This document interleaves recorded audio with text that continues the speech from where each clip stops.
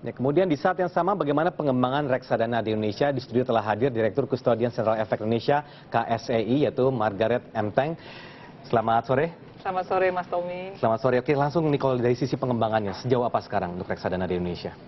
Reksadana di Indonesia, saya rasa dari sisi pengembangannya sih cukup baik lah ya, dibanding dulu belum waktu pas mulai reksadana berkembangnya itu sangat cepat sekali juga. Tetapi memang dari sisi jumlah investornya, mungkin investornya itu juga kali yang beli ya, karena jumlah investornya memang kurang dibanding dengan penduduk Indonesia yang 200 juta. Saya rasa kurang mencakup seluruh Indonesia ya, pelosok-pelosoknya.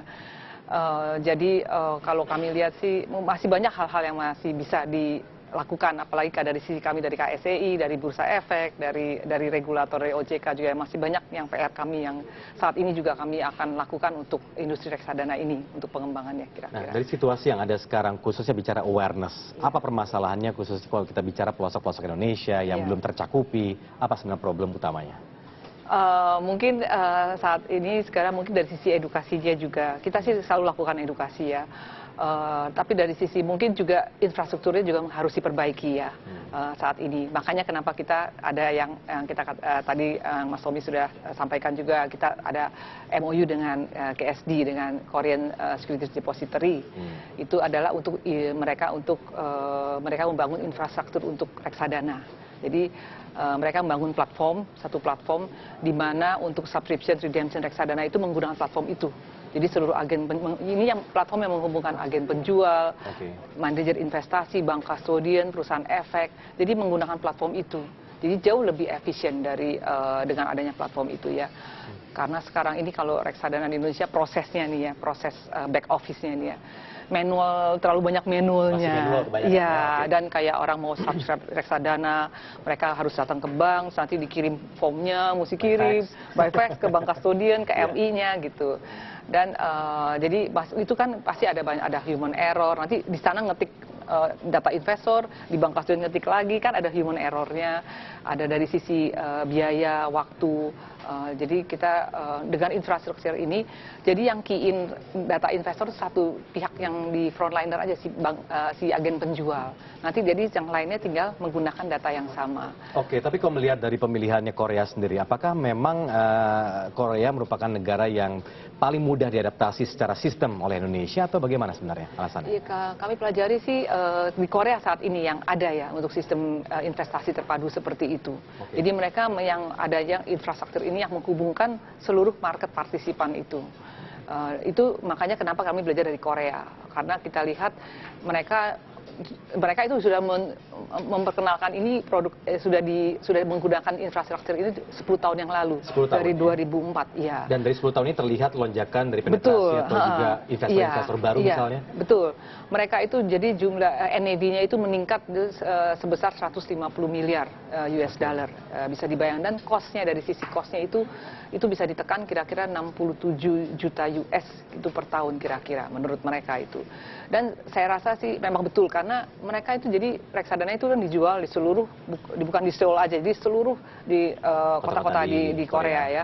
Jadi mereka itu prosesnya jadi karena dengan ini kan lebih efisien dan jadi nggak terlalu banyak manual lagi. Jadi semuanya sudah menggunakan sistem. Jadi dengan itu makanya kenapa cost juga lebih bisa ditekankan dan lebih akurat ya dari sisi itunya. Oke, dari MOU yang telah ditandatangani sampai nanti realisasi, kira-kira targetnya kapan ini akan dijalankan khususnya secara sistem di Indonesia?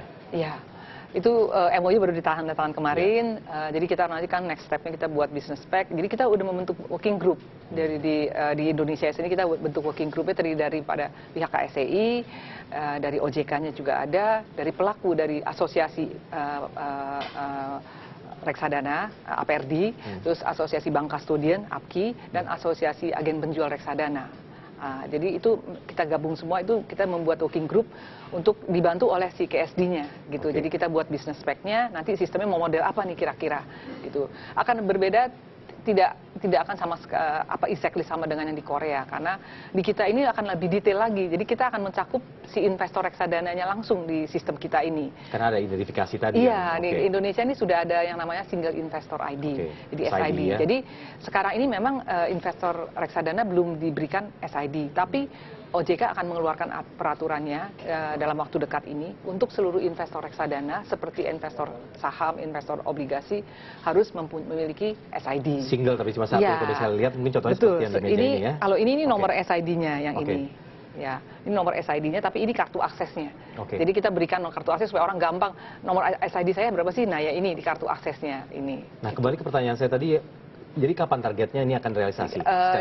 Secara sistemnya itu kita targetkan itu di Juni 2016 selesai. 2016 Juni. Betul, ya. Oke. Sebetulnya dari akhir 2015 pun mungkin sudah bisa selesai karena kita ini kan dibantu oleh Koreanya juga.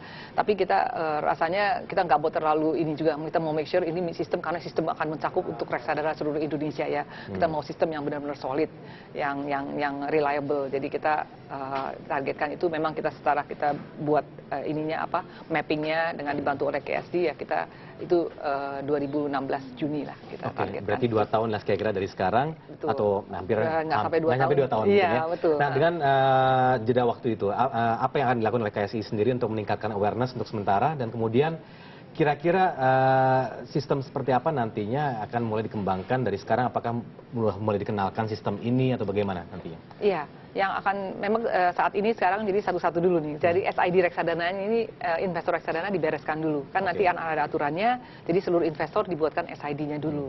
Jadi yang termasuk yang existing investor, yang investor baru mulai ada SID. Ya, kita perkenalan yang SID-nya itu. Nanti sementara kita juga working group-nya jalan terus untuk mengembangkan ini. Di samping itu juga kita melakukan sosialisasi itu jalan terus kita juga untuk kartu akses ini.